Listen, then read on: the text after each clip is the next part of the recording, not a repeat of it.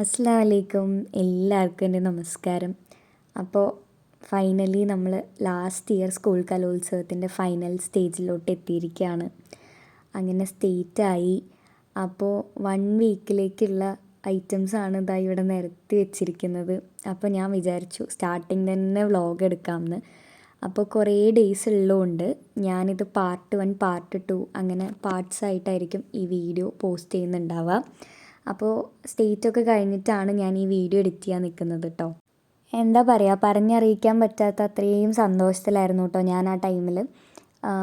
ഈ 2024 ഞാൻ മെയിനായിട്ട് പഠിച്ചൊരു ലെസൺ എന്താണെന്ന് വെച്ചാൽ, ഹാർഡ് വർക്ക് ചെയ്താലും ദൈവത്തിനെ വിളിച്ചാലും മാത്രമേ കാര്യം നടക്കുള്ളൂ. വെറുതെ ഇരുന്നാലും ഒന്നും കിട്ടാൻ പോകുന്നില്ല. അത് ഞാൻ ഈ 2024 മെയിനായിട്ട് പഠിച്ചൊരു ലെസണാണ്. അത് പറയാനുള്ള കാര്യം എന്താണെന്നറിയോ, അതായത് എല്ലാ ഡിസംബർ മന്തിലും മെയിൻലി ന്യൂ ഇയറിൻ്റെ ഒക്കെ ടൈമിൽ ഞാൻ മെൻ്റലി ആകെ ഡൗൺ ആയിട്ടുള്ളൊരു ടൈമായിരിക്കും അത്. അതായത് എസ്പെഷ്യലി 2023 ഞാൻ അത്രയും മെൻ്റലി ഞാൻ നല്ല ഡൗൺ ആയിരുന്നു. അത് ആകെ കൂടി അറിയുന്നത് എൻ്റെ മമ്മിക്കും സജീഷ് മാഷ്ക്കും മാത്രം കേട്ടോ. ഞാൻ മാഷെ വിളിച്ച് ഭയങ്കര കരച്ചിലും അങ്ങനെയൊക്കെ ആയിരുന്നു. അതായത് എന്ത് ചെയ്തിട്ടും അങ്ങോട്ട് ഡിസ്ട്രിക്റ്റ് കയറുന്നില്ല. അപ്പോൾ വേറെ ഒന്നുമില്ലായിരുന്നു, എനിക്ക് കുച്ചിപ്പുടി, ഞാൻ എല്ലാ വീഡിയോയിലും പറയുന്ന പോലെ തന്നെ അന്ന് കലോത്സവത്തിൻ്റെ വ്ളോഗിൽ പറഞ്ഞ പോലെ തന്നെ കുച്ചിപ്പുടി കയറാത്തതുകൊണ്ട് എനിക്ക് ഭയങ്കര വിഷമമായിരുന്നു കേട്ടോ. അപ്പോൾ സജീഷ് മാഷ്ക്കായാലും എൻ്റെ പോലെ തന്നെ ഭയങ്കര വിഷമമായിരുന്നു, സ്റ്റേറ്റിൽ അങ്ങോട്ട് എത്തണില്ല എന്നുള്ളൊരു ഇതായിരുന്നു. പക്ഷേ ഇപ്പോൾ ആലോചിക്കുമ്പോൾ ഞാൻ ഇരുന്ന് തിങ്ക് ചെയ്യാറുണ്ട്, വേറെ ഒന്നുമല്ല, ഞാൻ ഈ ഇയറിൽ എഫേർട്ട് എടുത്ത പോലെ ഞാൻ 2023 ഞാൻ എഫേർട്ട് എടുത്തിട്ടുണ്ടോ എന്ന് ഞാനിരുന്ന് ആലോചിച്ചു. അപ്പോൾ എനിക്ക് മനസ്സിലായ കാര്യം എന്താണെന്ന് വെച്ചാൽ, 2023 ഞാൻ എഫേർട്ട് എടുത്തിട്ടുണ്ട്, ഇല്ല എന്നൊന്നും പറയാൻ പറ്റില്ല. എനിക്ക് പറ്റുന്ന പോലെ നല്ല രീതിക്ക് തന്നെ ഞാൻ പ്രാക്ടീസൊക്കെ ചെയ്തിട്ടുണ്ടായിരുന്നു. പക്ഷേ 2024 ചെയ്ത പോലെ ചെയ്തിട്ടില്ല. അത് എന്താ പറയുക, ഒരു ഉഴപ്പ് പോലും കാണിക്കാതെ ജെനുവിൻലി നമ്മളൊരു കാര്യത്തിനോട് എഫേർട്ട് ഇടുക എന്ന് പറയില്ലേ, അത് ഞാൻ ചെയ്തിട്ടുണ്ട്. അതെനിക്ക് പറയാൻ പറ്റും ചെയ്തിട്ടുണ്ടെന്ന്. പിന്നെ ഇതിനകത്ത് വേറൊരു കാര്യം കൂടി ഉണ്ട്. അതായത് നമ്മൾ ജെനുവിൻലി ഹാർഡ് വർക്ക് ചെയ്തുകൊണ്ട് മാത്രമൊന്നും ആവില്ല, ദൈവത്തിനെ വിളിക്കുകയും കൂടി വേണം. ഇത് രണ്ടും കൂടി ഒപ്പം കൊണ്ടുപോയാൽ എത്ര റിസ്ക് എടുത്തിട്ടുള്ള കാര്യമായാലും നമുക്കതെന്തായാലും ഫുൾഫില്ലായി നമ്മുടെ കയ്യിൽ കിട്ടും. അത് ഉറപ്പായിട്ടുള്ള കാര്യമാണ്. പിന്നെ ഒരു കാര്യമുണ്ട് കേട്ടോ, നമ്മൾ ഈ കോമ്പറ്റീഷൻ ഇറങ്ങിത്തിരിക്കുമ്പോൾ, അല്ലെങ്കിൽ കോമ്പറ്റീഷൻ അല്ല വേറെന്തോ ആയിക്കോട്ടെ, മൊത്തത്തിൽ വെച്ച് നോക്കുമ്പോൾ നമുക്കൊരിക്കലും പറയാൻ പറ്റില്ല നമ്മളാണ് നല്ല ടാലൻറ്റഡ് ആയിട്ടുള്ള ഡാൻസർ, അല്ലെങ്കിൽ നമ്മളാണ് ദ ബെസ്റ്റ് എന്നൊന്നും നമുക്ക് ഒരിക്കലും പറയാൻ പറ്റില്ല. ഒരു കോമ്പറ്റീഷനൊക്കെ ഇറങ്ങിത്തിരിക്കുമ്പോൾ നമ്മളെക്കാട്ടും നന്നായി കളിക്കുന്ന ഒരുപാട് നല്ല നല്ല കുട്ടികളുണ്ടാവും. അപ്പോൾ നമുക്കൊരിക്കലും നമ്മൾ മാത്രമേ കളിക്കൂ, നമുക്കേ പ്രൈസ് കിട്ടുള്ളൂ എന്നും നമുക്ക് അങ്ങനെ പറയാനൊന്നും പറ്റില്ല. നമുക്ക് ആകെ കൂടി ചെയ്യാൻ പറ്റുന്ന ഒരു കാര്യം എന്താണെന്ന് വെച്ചാൽ, നല്ലോണം കഷ്ടപ്പെടണം. അതായത് നമ്മളെക്കാട്ടും നന്നായിട്ട് കളിക്കുന്ന കുട്ടികളുണ്ടെന്ന് വെച്ചിട്ട് തന്നെ നമ്മൾ കഷ്ടപ്പെടണം, എന്നാലേ അതിനുള്ള കാര്യം ഉണ്ടാവുള്ളൂ. ഈ ഡിസ്ട്രിക്റ്റ് 3 ഫസ്റ്റ് വന്നപ്പോൾ എല്ലാവരും എന്നോട് പറഞ്ഞ കാര്യം എന്താണെന്ന് വെച്ചാൽ, നീ +1 അത്രയും വിഷമിച്ചിട്ടുണ്ട്, അപ്പോൾ ഈ ഇയറിൽ ദൈവം നിന്നെ ശരിക്കും ബ്ലെസ് ചെയ്തിട്ടുണ്ട്, നീ അത്രയും ഹാർഡ് വർക്ക് ചെയ്തുകൊണ്ട്. അപ്പോൾ അത് വലിയൊരു ഭാഗ്യമാണെന്ന് പറഞ്ഞിട്ടുണ്ട്. അത് സത്യമായിട്ടുള്ളൊരു കാര്യം തന്നെയാണ് കേട്ടോ. പിന്നെ ഇങ്ങനെ കുറച്ച് പേര് പറയുന്നത് കേട്ടു, പ്രൈസ് പിടിച്ചിട്ടാണ് 3 ഫസ്റ്റ് കിട്ടിയത്.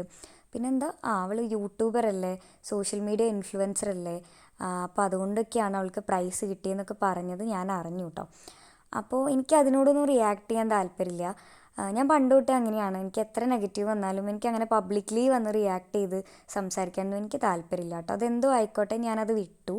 പക്ഷെ എനിക്കൊരു കാര്യം പറയാനുള്ളത് എന്താണെന്ന് വെച്ചാൽ, അങ്ങനെ പ്രൈസ് പിടിക്കുകയാണെങ്കിൽ ഞാൻ +1 കയറിയേനെ, അതായത് 3 എനിക്ക് ഡിസ്ട്രിക്റ്റ് ഫസ്റ്റ് കിട്ടി, ഞാൻ കയറിയേനെ. അപ്പോൾ എനിക്കങ്ങനെ പ്രൈസ് പിടിക്കണോണ്ടൊന്നും വലിയ താല്പര്യമൊന്നുമില്ല. എന്തിനാ വെറുതെ നമ്മൾ ഈ കള്ളത്തരം കാണിച്ചിട്ട് പ്രൈസ് വാങ്ങിക്കുന്നതിലൊന്നും വലിയ അർത്ഥമില്ല, അതിലൊന്നും ഒരു വാല്യൂ ഇല്ലാത്തതാണ്. അപ്പോഴും നമുക്ക് എത്ര കാലം കഴിഞ്ഞാലും നമുക്കതിലൊരു കുറ്റബോധം തോന്നും. അപ്പോൾ അതിൻ്റെ ആവശ്യമില്ല. പിന്നെ ഞാൻ എന്ന് പറയുന്ന വ്യക്തി കലയോട് അത്രയും ജെന്യൂനായിട്ട് നിൽക്കുന്ന ഒരാളാണ്. എന്നെ അങ്ങനെയാണ് എൻ്റെ ഗുരുക്കന്മാർ പഠിപ്പിച്ചിട്ടുള്ളത്. അപ്പോൾ എനിക്കതിൻ്റെ ആവശ്യമില്ല. അങ്ങനെ കയറുകയാണെങ്കിൽ ഞാൻ +1 ഡയറക്റ്റ് 3 ഫസ്റ്റ് കിട്ടി വന്നേനെ. അപ്പോൾ എനിക്കതിൻ്റെ ആവശ്യമില്ല. ഇതുവരെ ഞാൻ ജെന്യൂനായിട്ടാണ് നിന്നിരിക്കുന്നത്. ഇതുവരെ മാത്രമല്ല, ഇനി ഇവിടെ നിന്ന് അങ്ങോട്ടും അങ്ങനെ തന്നെയായിരിക്കും നിൽക്കുന്നുണ്ടാവുക. പ്രൈസിലൊന്നും അല്ല കാര്യം, കിട്ടുകയാണെങ്കിൽ കിട്ടട്ടെ, അല്ലെങ്കിൽ വേണ്ട. നമ്മൾ ഹാർഡ് വർക്ക് ചെയ്തതിനുള്ള റിസൾട്ട് എപ്പോഴായാലും നമുക്കത് കിട്ടും. അതിനിപ്പോൾ ആരൊക്കെ എന്തൊക്കെ പറഞ്ഞാലും അത് നമുക്കുള്ളതാണെങ്കിൽ അത് നമുക്ക് തന്നെ കിട്ടും. അത് ഡാം ഷുവറായിട്ടുള്ളൊരു കാര്യമാണ്. അങ്ങനെ നമ്മളപ്പോൾ നേരത്തെ തന്നെ ട്രിവാൻഡ്രം പോയിട്ടോ, Jan 2 പോയി. സജീഷ് മാഷും നേരത്തെ തന്നെ വന്നിരുന്നു. മാഷ് പറഞ്ഞു മാഷ്ക്ക് ഇനി അവസാന ടൈം ആകുമ്പോഴേക്കും ആകെ ടെൻഷനാവും. അപ്പോൾ മമ്മിയോട് ഇങ്ങനെ പറയുന്നുണ്ടായിരുന്നു, എന്തിനാ ചേച്ചി നേരത്തെ പോവല്ലേ നല്ലതെന്നൊക്കെ പറയുന്നുണ്ടായിരുന്നു. അപ്പോൾ മാഷ് നേരത്തെ അവിടെ എത്തിയിട്ടുണ്ടായിരുന്നു. അപ്പോൾ അങ്ങനെ റൂമിലൊക്കെ എത്തി സെറ്റായി. ആ ഡേയിൽ നമ്മൾ എങ്ങോട്ടും പോയിട്ടുണ്ടായിരുന്നില്ല, റെസ്റ്റ് എടുത്തു. ബിക്കോസ് നല്ല ടയേർഡായിരുന്നു കേട്ടോ. പിന്നെ നെക്സ്റ്റ് ഡേ, അതായത് ജാൻ 3 രാവിലെ നേരത്തെ എണീറ്റ് അമ്പലത്തിൽ, അതായത് പത്മനാഭസ്വാമി ക്ഷേത്രം പോകാമല്ലോ എന്നൊക്കെ വിചാരിച്ച് അങ്ങനെ ഞാൻ റെഡി ആയിക്കൊണ്ടിരിക്കുകയാണ്. അപ്പോൾ ഞാൻ എൻ്റെ വിഷ്ണു ഭഗവാനെ കാണാൻ പോണതുകൊണ്ട് കുറച്ച് കൂടുതൽ ഒരുങ്ങിയിട്ടാണ് പോയത്. എനിക്കെന്താ അറിയില്ല കേട്ടോ, ഭയങ്കര ഇഷ്ടമാണ്.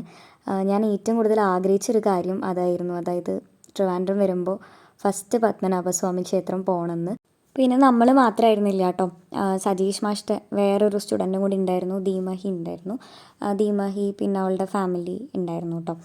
അപ്പോൾ സജീഷ് മാഷ്ടെ കാര്യം പറഞ്ഞപ്പോഴാണ് എനിക്ക് സജീഷ് മാഷ്ടെ ഡാൻസ് ക്ലാസ്സിലെ എല്ലാ പാരൻസിനെയും ഭയങ്കര ഇഷ്ടമാണ്. അതായത് അത് മാഷ്ടെ ഒരു പോസിറ്റീവായിട്ടുള്ളൊരു കാര്യമാണ് കേട്ടോ. വേറൊന്നുമല്ല, ഞങ്ങളെല്ലാവരും ഒറ്റക്കെട്ടാണ് എല്ലാ കാര്യത്തിലും. അതായത് ഇപ്പോൾ ഒരു പ്രോഗ്രാം കണ്ടക്ട് ചെയ്യുമ്പോഴായിക്കോട്ടെ ഞങ്ങളെല്ലാവരും ഒരുമിച്ചുണ്ടാവും എല്ലാ കാര്യത്തിനും. പിന്നെ അത് മാത്രമല്ല, ഇപ്പോൾ കലോത്സവത്തിൽ വന്ന ടൈമിലായാലും ഇപ്പോൾ നമ്മുടെ ഡാൻസ് ക്ലാസ്സിൽ നിന്ന് ഞാൻ, ദീമഹി, അനൗഷ്ക അങ്ങനെ ഉണ്ടായിരുന്നു. അപ്പോൾ നമ്മൾക്ക് റൂമിൻ്റെ കാര്യത്തിലായാലും പിന്നെ അതേപോലെ തന്നെ ഒക്കെ മാഷ് ഭയങ്കര കെയറാണ് കേട്ടോ. ആ കാര്യത്തിലൊക്കെ ഭയങ്കരമായിട്ട് നമ്മളെ കെയർ ചെയ്യും. അപ്പോൾ ദീമഹി നമ്മൾ റൂം എടുത്ത സെയിം ഹോട്ടലിൽ തന്നെയായിരുന്നു ദീമഹി റൂം എടുത്തിട്ടുണ്ടായിരുന്നത്. അപ്പോൾ മാഷ് അവർക്ക് വേണ്ട കാര്യങ്ങളും നമുക്ക് വേണ്ട കാര്യങ്ങളൊക്കെ സെറ്റാക്കി തന്നിട്ടുണ്ടായിരുന്നു. ഒരുമിച്ച് നിന്നാൽ മതി, അറിയാത്തൊരു സ്ഥലമല്ലേ, മാഷ് വേറെ സ്ഥലത്താണ് നിൽക്കുന്നത്, അപ്പോൾ അറിയാത്തൊരു സ്ഥലമല്ലേ, നിങ്ങൾ ഒരുമിച്ച് ഉണ്ടാവണം കേട്ടോ എന്നൊക്കെ പറഞ്ഞ് അത്രയും ഭയങ്കര കെയറിങ് കേട്ടോ മാഷ്. പിന്നെ ദീമഹിയുടെ അമ്മ ആൻറ്റി എന്ന് പറയുമ്പോൾ എന്താ പറയുക, ദീമഹിയുടെ അമ്മ മാത്രമല്ല കേട്ടോ, സജീഷ് മാഷ് ഡാൻസ് ക്ലാസ്സിലെ എല്ലാ പാരൻസും ഭയങ്കര സ്നേഹമാണ്. പിന്നെ അത് മാത്രമല്ല, അവർക്കൊക്കെ ബാക്കിയുള്ള കുട്ടികളായാലും അവരെ സ്വന്തം കുട്ടികളെന്നുള്ള പോലെ തന്നെയാണ്. അത് മാഷായിട്ട് അങ്ങനെ കോർഡിനേറ്റ് ചെയ്ത് കൊണ്ടുപോകുന്നതാണ്. അത് ഭയങ്കര വലിയൊരു കാര്യമായിട്ട് എനിക്ക് ഫീൽ ചെയ്തിട്ടുണ്ട്. അപ്പോൾ ഇവരൊക്കെ നമുക്ക് നമ്മുടെ സ്വന്തമാണ് എന്നുള്ള പോലെ തന്നെയാണ്. അപ്പോൾ എല്ലാ കാര്യത്തിനും നമ്മുടെ കൂടെ ഉണ്ടാവും. അത് നല്ലൊരു കാര്യമായിട്ട് എനിക്ക് പലപ്പോഴും ഫീൽ ചെയ്തിട്ടുണ്ട്. ദീമഹിയുടെ അമ്മ മാത്രമല്ല, ആൻറ്റിയുടെ ചേച്ചി ഉണ്ടായിരുന്നു. അപ്പോൾ എല്ലാവരും നല്ല വൈബായിരുന്നു കേട്ടോ. എനിക്ക് നല്ല ഇഷ്ടമായി, ഇവരെ കൂടെ കറങ്ങാൻ പോകാൻ നല്ല രസമാണ്. ശരിക്കും നമ്മൾ എൻജോയ് ചെയ്യും. അതേപോലെ നല്ല വൈബാണ്, നമുക്ക് പറ്റിയ ആൾക്കാരാണ്. ഇവർ മാത്രമല്ല, സജീഷ് മാസ്റ്റർ ഡാൻസ് ക്ലാസ്സിലെ എല്ലാ ആൾക്കാരും അങ്ങനെ തന്നെയാണ്. ആ ടീം തന്നെ വന്നു കഴിഞ്ഞാൽ സത്യം പറഞ്ഞാൽ എങ്ങോട്ട് പോകണമെങ്കിലും അതൊരു പൊളി യാത്രയായിരിക്കും. അത് മറക്കാൻ പറ്റില്ല, അത്രയും നല്ല വൈബായിരിക്കും കേട്ടോ. അതുകൊണ്ട് തന്നെ എനിക്ക് ഇവരൊക്കെ കൂടെ പുറത്ത് പോകാൻ ഭയങ്കര ഇഷ്ടമാണ്. നമ്മൾ ശരിക്കും ഭയങ്കര ഹാപ്പി ആയിരിക്കും അങ്ങനെ. അപ്പോൾ നമ്മളങ്ങനെ തൊഴുത് ഫുഡ് കഴിക്കാൻ കയറി. ഇതാണ് ദീമഹിയുടെ അമ്മയുടെ ചേച്ചി. അത് പിന്നെ പറയണ്ട, പൊളി വൈബാ. നല്ല രസമായിരുന്നു എല്ലാവരും കൂടിയിട്ട്. പിന്നെ ഇത് ചേച്ചി, പിന്നെ അത് ദീമഹി, ഇതാണ് ദീമഹി. ഓക്കെ, സെൻറ്ററിലിരിക്കുന്നതല്ല, അതിൻ്റെ അപ്പുറത്തിരിക്കുന്നത്. അപ്പം അങ്ങനെ ഫുഡൊക്കെ വന്നു. ഞാൻ മറ്റേ പൊടി ദോശ ഇല്ലേ അതാ കഴിച്ചേ. പക്ഷെ ഞാൻ വിചാരിച്ച സംഭവമായിരുന്നില്ല. ഞാൻ ഓർഡർ ചെയ്തപ്പോൾ ഞാൻ വിചാരിച്ചു മറ്റേ തട്ട് ദോശ ഇല്ലേ അതിൽ പൊടി വന്നിട്ട് അങ്ങനെയാണെന്ന് വിചാരിച്ചു. പക്ഷെ കിട്ടിയപ്പോൾ വേറെ ആയിരുന്നു. ടേസ്റ്റ് ഉണ്ടോ ചോദിച്ചാൽ കുഴപ്പമില്ല, പക്ഷേ എനിക്ക് അത്രയ്ക്ക് അങ്ങോട്ട് ഇഷ്ടപ്പെട്ടില്ല. എന്നിട്ട് ഇവരെല്ലാവരും എന്നെ അത് പറഞ്ഞ് കളിയാക്കുമായിരുന്നു കേട്ടോ. പൊടി ദോശ ഭയങ്കര എക്സ്പെക്റ്റേഷൻ ആയിരുന്നു എന്ന് പറഞ്ഞിട്ട് സത്യം, പക്ഷെ നൈസായിട്ട് ചാറായിപ്പോയി. അപ്പോൾ നമ്മൾ പ്യുവർ വെജിറ്റേറിയൻ ആയിട്ടുള്ള ഒരു റെസ്റ്റോറൻറ്റിലാണ് കയറിയത്. എനിക്ക് എന്താണാവോ കേട്ടോ, എനിക്ക് ഈ അമ്പലത്തിലൊക്കെ പോയി കഴിഞ്ഞാലും അല്ലെങ്കിൽ ഈ ഏർലി മോർണിംഗ് ഒക്കെ എങ്ങോട്ടെങ്കിലുമൊക്കെ പോകുന്ന ടൈമിലായാലും എനിക്ക് പ്യുവർ വെജിറ്റേറിയനിൽ കയറാനാണ് ഇഷ്ടം. രാവിലെ തന്നെ അത് എന്താ അറിയില്ല, അതാണ് ഭയങ്കര ഇഷ്ടം. പാവം എനിക്ക് ആ ദോശ ശരിക്കും കഴിക്കാൻ പറ്റുന്നുണ്ടായിരുന്നില്ല, സത്യം പറയില്ല, പപ്പടം പോലെ ഇരിക്കുന്നുണ്ടായിരുന്നു. പക്ഷേ എന്നാൽ വേറെ നമ്മൾ ഫുഡ് കഴിച്ചൊന്നും കുഴപ്പമുണ്ടായിരുന്നില്ല. ഈ ദോശ മാത്രം എന്തോ ഇങ്ങനെ ആയിപ്പോയിട്ടോ. അപ്പോൾ ഗണപതിയുടെ ഒരു വിഗ്രഹം അവിടെ വെച്ചിട്ടുണ്ടായിരുന്നു. പിന്നെന്താ, അപ്പം അങ്ങനെ ഫുഡൊക്കെ കഴിച്ചിറങ്ങി. പിന്നെ മാഷ് അപ്പം തന്നെ വിളിച്ചിട്ടുണ്ടായിരുന്നു.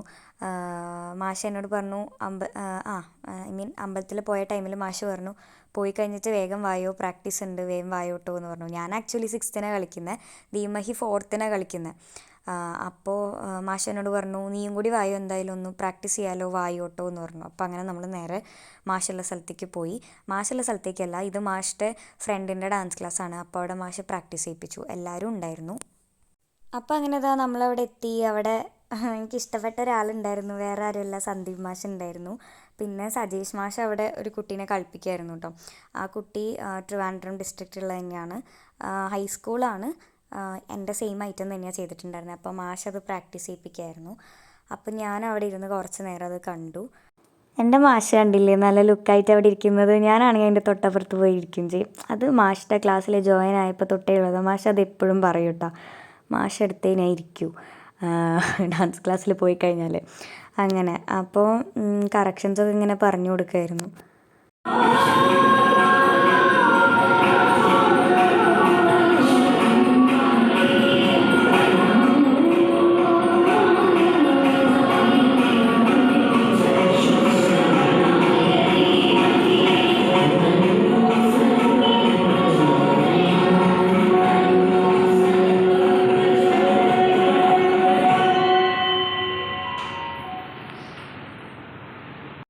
അപ്പോൾ അങ്ങനെ ഇതാ പ്രാക്ടീസ് എല്ലാം കഴിഞ്ഞ് നമ്മൾ ഏതോ ഒരു സ്ഥലത്തേക്ക് വന്നേക്കാണ്. സ്ഥലം ഏതാണെന്ന് എനിക്ക് ഓർമ്മ കിട്ടുന്നില്ല.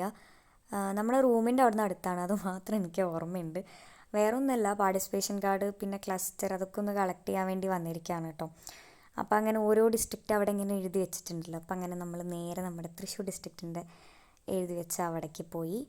അപ്പോൾ എന്നിട്ട് അവിടെ നിന്ന് പോയിട്ട് വാങ്ങിക്കാനുള്ളതൊക്കെ വാങ്ങിച്ചു കേട്ടോ. ഇതെല്ലാം കഴിഞ്ഞിട്ട് ഇനി നൈറ്റ് അമലേട്ടൻ്റെ പ്രാക്ടീസ് ഉണ്ട്. അപ്പോൾ ഇതൊക്കെ നേരത്തെ തന്നെ പോയിട്ട് കളക്ട് ചെയ്യാമല്ലോ എന്ന് വിചാരിച്ച് അങ്ങനെ പ്രാക്ടീസ് കഴിഞ്ഞപ്പോഴേക്കും വേഗം വന്നതാണ്. അമലേട്ടൻ അന്ന് തന്നെ അമലേട്ടൻ എത്തിയിട്ടുണ്ടായിരുന്നു. ഒരു ഈവനിങ് ഒക്കെ ആകുമ്പോഴേക്കും അമലേട്ടൻ എത്തി. എന്നിട്ട് നൈറ്റ് ക്ലാസ് വെച്ചിട്ടുണ്ടായിരുന്നു. അപ്പോഴേക്കും ഞാൻ പോകാനുള്ളിടത്തൊക്കെ പോയി വാങ്ങിക്കാനുള്ളതൊക്കെ വാങ്ങിച്ചിട്ട് നേരെ ക്ലാസ്സിലോട്ട് പോകാമല്ലോ എന്നൊക്കെ വിചാരിച്ചു. അപ്പോൾ അങ്ങനെ വേണ്ട കാര്യങ്ങളൊക്കെ ചെക്ക് ചെയ്ത് ഫോട്ടോ എടുക്കുക എന്തൊക്കെയോ ചെയ്യുന്നുണ്ട്. ഇത് അവരെനിക്ക് പോയപ്പോൾ ഒരു ബുക്ക് പോലെ തന്നതാണ്. കയ്യിൽ വെച്ച മോളെ ആവശ്യം വരുന്നൊക്കെ പറഞ്ഞ് തന്നതാണ്. കാര്യം എനിക്ക് കിട്ടാനുള്ള ക്ലസ്റ്റർ എൻ്റെ കിട്ടി, പക്ഷേ ഈ ബുക്ക് അവരെന്തിനാണ് തന്നതെന്നും കൂടി എനിക്ക് ഓർമ്മയില്ല. എനിക്ക് തോന്നുന്നു ഡാൻസ് ക്ലാസ്സിൽ ഇനി വേറെ പിള്ളേരുണ്ടാവും, അവർക്ക് ചെക്ക് ചെയ്യാൻ വേണ്ടിയിട്ട് എല്ലാം കൂടി നോക്കാൻ വേണ്ടി തന്നതായിരിക്കാം മേ ബി. അപ്പോൾ അങ്ങനെ ഇത് ക്ലസ്റ്ററും അങ്ങനത്തെ കാര്യങ്ങളും എഴുതിയിട്ടുള്ളൊരു ഡീറ്റെയിൽഡ് ആയിട്ടുള്ള എന്തോ ഒരു ബുക്കാണ്. പിന്നെ പാർട്ടിസിപ്പേഷൻ കാർഡ് ഒക്കെ വാങ്ങിച്ചിട്ടുണ്ട്. ക്ലസ്റ്റർ ഏതാന്നൊക്കെ അറിഞ്ഞു. അപ്പോൾ അതൊക്കെ ചെക്ക് ചെയ്തുകൊണ്ടിരിക്കുകയാണ്. അങ്ങനെ ക്ലാസ് കഴിഞ്ഞിട്ട് മാഷ് ചോദിച്ചു ഫുഡ് കഴിക്കാൻ വരുന്നുണ്ടോയെന്ന്. അപ്പോൾ ഞാൻ പറഞ്ഞു എനിക്കിതൊക്കെ കളക്ട് ചെയ്യാണ്ടെന്ന് പറഞ്ഞപ്പോൾ മാഷ് ഫുഡ് കഴിക്കാൻ പോയി. ഞാൻ എന്നിട്ട് നേരെ ഇതൊക്കെ വന്ന് കളക്ട് ചെയ്തിട്ട് പിന്നെ ഫുഡ് കഴിക്കാമെന്ന് വിചാരിച്ചു. അപ്പോൾ ഫുഡ് കഴിക്കാൻ പോകുന്ന ടൈമിൽ ദീമഹി അവരും ഉണ്ടായിരുന്നു കേട്ടോ കൂടെ. അവരും ഫുഡ് കഴിച്ചിട്ടുണ്ടായിരുന്നില്ല. അപ്പോൾ അവർ റൂമിലൊക്കെ പോയി കുറച്ച് റെസ്റ്റൊക്കെ എടുത്തു. ഞാനിത് വാങ്ങിക്കാൻ പോയപ്പോൾ എന്നിട്ട് ഒരുമിച്ച് ഫുഡ് കഴിക്കാൻ പോകാമല്ലോ എന്നൊക്കെ വിചാരിച്ചു. അങ്ങനെ സെറ്റാക്കി. ട്രിവാൻഡ്രം വന്നിട്ട് എനിക്ക് അവിടെ ഇഷ്ടപ്പെട്ട റെസ്റ്റോറൻറ്റ്സ് ആസാദ് ഇഷ്ടപ്പെട്ടു, സംസം, ഇത് രണ്ടും എനിക്ക് ഇഷ്ടപ്പെട്ടു. അപ്പോൾ നമ്മൾ അവിടെ നിന്ന് തന്നെയാണ് ഫുഡ് കഴിച്ചുള്ളൂ. വേറെയും റെസ്റ്റോറൻറ്റ്സിലൊക്കെ കയറിയിട്ടുണ്ടായിരുന്നു. വേറെ നല്ലത് ഉണ്ടാവും കേട്ടോ, മേ ബി എനിക്കറിയില്ല. നമ്മളിവിടെ മാത്രമേ കയറിയിട്ടുള്ളൂ. അപ്പോൾ നമ്മൾ ഈ 2 ഹോട്ടലിൽ നിന്നാണ് ഫുഡെല്ലാം കഴിച്ചത്.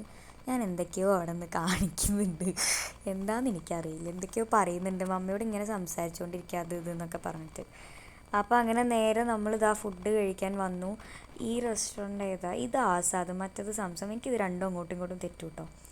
അപ്പോൾ നമ്മൾ ആസാദിൽ വന്നിരിക്കുകയാണ്. എല്ലാവരും ഉണ്ട്. ദീപയുടെ അമ്മ എപ്പോഴും അങ്ങനെ തന്നെയാണ്, ഇങ്ങനെ വ്ളോഗിലൊക്കെ വരും. ഭയങ്കര ഇഷ്ടമാണ് എനിക്കതൊക്കെ.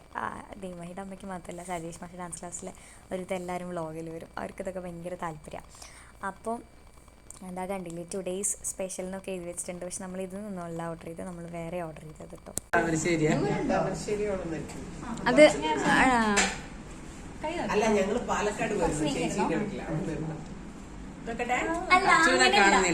ഇങ്ങനെ പോയിട്ട് ഇങ്ങനെ കാണിച്ചിട്ടാണ് വരുന്നത്. അപ്പൊ ഇതൊന്നുമില്ല കേട്ടോ. ഇത് ഞങ്ങൾ ജസ്റ്റ് എന്തോ ഒരു വീഡിയോ എടുക്കാനുള്ള പ്ലാനൊക്കെ ആയിരുന്നു. വെറുതെ ഒന്നുമില്ല, ജസ്റ്റ് സ്റ്റോറി ഇടാൻ വേണ്ടി മാത്രം. അങ്ങനെ ഇതൊക്കെ ഒരു ഫണ്ണല്ലേ, എല്ലാവരും കൂടി ഉണ്ടാകുമ്പോൾ ഒരു രസമല്ലേ. അപ്പം അങ്ങനെ പക്ഷെ അത് ഇട്ടിട്ടൊന്നുമില്ല, വെറുതെ നമ്മൾ എടുത്തു വെച്ചു എന്ന് മാത്രം. അപ്പോൾ അങ്ങനെ ഫുഡൊക്കെ കഴിച്ച് കഴിഞ്ഞപ്പോഴേക്കും മാഷ് എത്തിയിട്ടോ. മാഷ് എന്നോട് ചോദിച്ചിരുന്നു, അല്ല ഇനി ഇന്നത്തെ പരിപാടി എന്താ വെച്ചപ്പോൾ ഞാൻ പറഞ്ഞു, മാഷ് എനിക്ക് ഭീമാപ്പള്ളി പോകുന്നുണ്ട്, ഞങ്ങൾ പോകുന്നുണ്ട് പറഞ്ഞു. മാഷ് പറഞ്ഞു ഇടി എന്നെയും കൂട്ടുമോ, ഞാനും ഉണ്ട് ഇടി എന്ന് പറഞ്ഞു. അപ്പം നമ്മൾ എന്നിട്ട് എല്ലാവരും കൂടി ഒരുമിച്ച് പോവുക ചെയ്തത്. അപ്പോൾ ഇവർ രണ്ടുപേരും മുത്ത് വണീസാണ്, എനിക്ക് ഭയങ്കര ഇഷ്ടമാണ്. അപ്പം മാഷ് ഇതാ വ്ളോഗൊക്കെ കണ്ടപ്പോൾ ജാതി എക്സ്പ്രഷനൊക്കെ ഇടുന്നുണ്ട്, ഫോണിൽ നല്ല കത്തിയടിച്ചുകൊണ്ടിരിക്കാം. അപ്പോൾ ഭീമാപ്പള്ളി ഞാൻ ഫസ്റ്റ് എൻ്റെ മാഷിൻ്റെ കൂടെ തന്നെയാണ് പോയത്.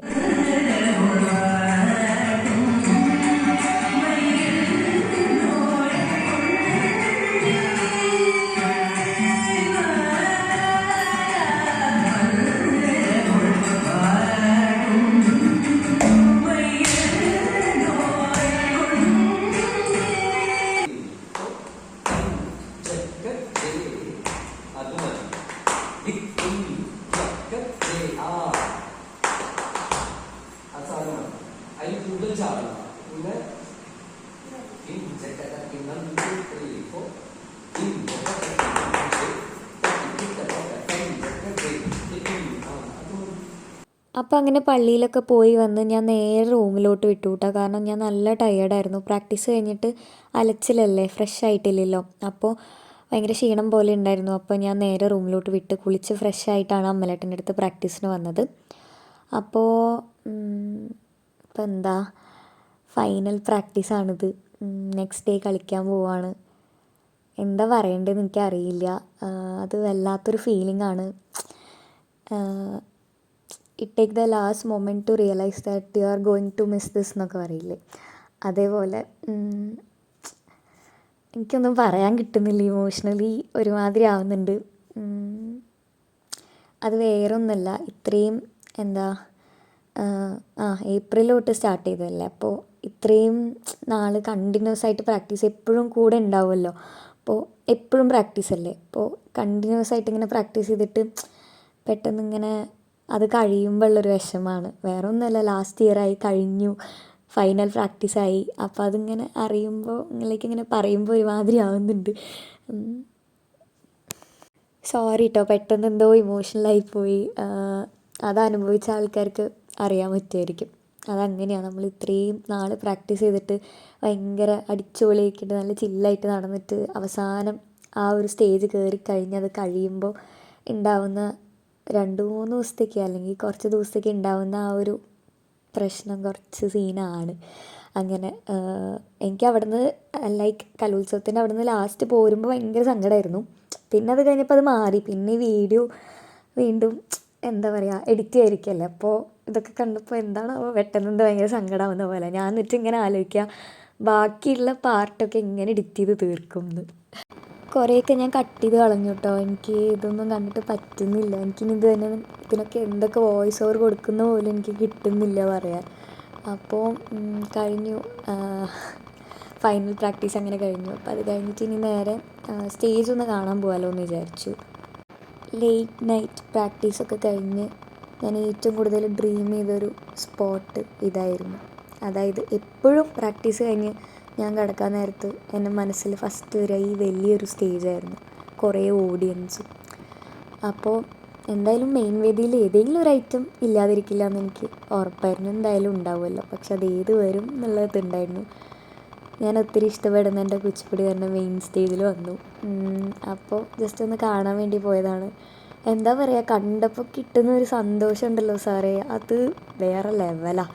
അത്രയും കഷ്ടപ്പെട്ട് ഹാർഡ് വർക്ക് ചെയ്ത് അവിടേക്ക് എത്തുമ്പോൾ കിട്ടുന്നൊരു സുഖം, അത് വേറൊരു ലെവൽ തന്നെയാണ്. നമുക്ക് ഈ കഷ്ടപ്പെടുമ്പോഴും ബുദ്ധിമുട്ടുമ്പോഴും ഭയങ്കര ഒരുമാതിരിയാവും, അയ്യോ വയ്യാതെയാവും. പല പ്രശ്നങ്ങളും നമ്മൾ ഫേസ് ചെയ്യും. മെൻ്റലി ചിലപ്പോൾ എന്തെങ്കിലുമൊക്കെ ഉണ്ടാവും. അങ്ങനെ കുറേ പ്രശ്നങ്ങളുണ്ടാവും. പക്ഷെ അതൊക്കെ കഴിഞ്ഞിട്ട് ഇവിടെ ഒന്ന് എത്തുമ്പോൾ കിട്ടുന്ന ഒരു ഹാപ്പിനെസ്, അത് വേറെ തന്നെയാണ്. അത് പറഞ്ഞറിയിക്കാൻ പറ്റില്ല. അത് ശരിക്കും അനുഭവിച്ച ആൾക്കാർക്ക് അറിയും. അങ്ങനെ അപ്പോൾ അങ്ങനെ ഞാൻ കുച്ചിപ്പുടി മെയിൻ സ്റ്റേജ് ഒന്നും കാണണമെന്ന് വിചാരിച്ചിട്ട് അങ്ങനെ പോയി. പിന്നെ ഭരതനാട്യം വനിതാ കോളേജ് വുമൻസ് കോളേജിലായിരുന്നു. അപ്പോൾ ആ സ്റ്റേജിലോട്ട് ഒന്ന് പോയി കേട്ടോ. കുച്ചിപ്പുടി 6th പക്ഷെ എന്നാലും ജസ്റ്റ് ഒന്ന് കാണാൻ വേണ്ടി അങ്ങനെ പോയതാണ്. ഭരതനാട്യം നെക്സ്റ്റ് ഡേ ആണല്ലോ. അപ്പോൾ ആ സ്റ്റേജിലോട്ടും ജസ്റ്റ് ഒന്ന് പോയി. അപ്പോൾ അവിടെ ഇങ്ങനെ മീഡിയ അങ്ങനത്തെ സംഭവങ്ങളൊക്കെ അവിടെ സെറ്റ് ചെയ്തുകൊണ്ടിരിക്കുകയാണ്. പിന്നെ സ്റ്റേജ് കണ്ടപ്പോൾ ഞാൻ അപ്പം തന്നെ മാഷ്ക്ക് വോയിസ് അയച്ചു, മാഷെ ഒരു ബ്ലൂ കളറിൻ്റെയും കൂടി കുറവേ ഉണ്ടായിരുന്നുള്ളൂ എന്ന്. കാരണം ഞാൻ കുച്ചിപ്പുടി ഡ്രസ്സ് വൈറ്റ്, ഓറഞ്ച്, പിന്നെ ബാക്ക്ഗ്രൗണ്ട് ഗ്രീനും കൂടിയൊക്കെ വന്നതിന് സെറ്റല്ലേ. അപ്പോൾ ഇന്ത്യൻ ഫ്ലാഗിൻ്റെ കളർ അങ്ങോട്ടായി, പിന്നെ ഒരു ബ്ലൂവിൻ്റെ കുറവല്ലേ ഉള്ളൂ. അപ്പോൾ മാഷോട് ഞാൻ അതിങ്ങനെ പറയുമായിരുന്നു. പക്ഷേ മെയിൻ സ്റ്റേജിലെ ബാക്ക്ഗ്രൗണ്ട് മാറ്റിയിട്ടുണ്ടായിരുന്നു. പിന്നെ ഇത് ഭരതനാട്യം സ്റ്റേജ്. അപ്പോൾ അവിടെയും ഇങ്ങനെ ആരും പോയിട്ടൊന്നും ഉണ്ടായിരുന്നില്ല, എല്ലാവരും ഓരോരോ പണിത്തിരക്കിലായിരുന്നു. അപ്പോൾ അവിടെയും ജസ്റ്റ് ഒന്ന് പോയി വീഡിയോ ഒക്കെ എടുത്തു, സ്റ്റേജ് കണ്ടു. അപ്പോൾ പ്രാക്ടീസ് കഴിഞ്ഞിട്ടാണ് പോയത് കേട്ടോ. ഞാനൊന്ന് കുളിച്ച് ഫ്രഷായപ്പോൾ തന്നെ ഞാൻ പകുതി ഓക്കെ ആയി. ഭീമപ്പള്ളി പോയി വന്നപ്പോഴേക്കും ഭയങ്കര ക്ഷീണമായിരുന്നു. അപ്പോൾ അങ്ങനെ സെറ്റായി. എന്താ പറയുക, പാവടാ, സന്തോഷം കാണുമ്പോൾ എനിക്ക് തന്നെ ഒരുമാതിരി ആവുന്നു. എന്താല്ലേ, അത് വേറെ തന്നെ ഒരിതാണ്. അപ്പോൾ ഞാൻ ഇനിയുള്ള വീഡിയോസ് ബാക്കി പാർട്ട് 2 ആയിട്ടിടാം. ഇത് എത്ര പാർട്ടായിട്ട് പോകുമെന്ന് ചോദിച്ചാൽ എനിക്കറിയില്ല. എന്തായാലും നമുക്ക് നോക്കാം. അപ്പോൾ ഞാൻ എന്തായാലും വേറെ പാർട്ടായിട്ട് അങ്ങനെ വീഡിയോസ് പോസ്റ്റ് ചെയ്യാം കേട്ടോ. അപ്പോൾ ഇത്രയേ ഉള്ളൂ ഇന്നത്തെ വീഡിയോ. അപ്പോൾ ഇനി നെക്സ്റ്റ് വീഡിയോയിൽ കാണുന്നവർ it's me dance signing off. Good bye ഉമ്മ.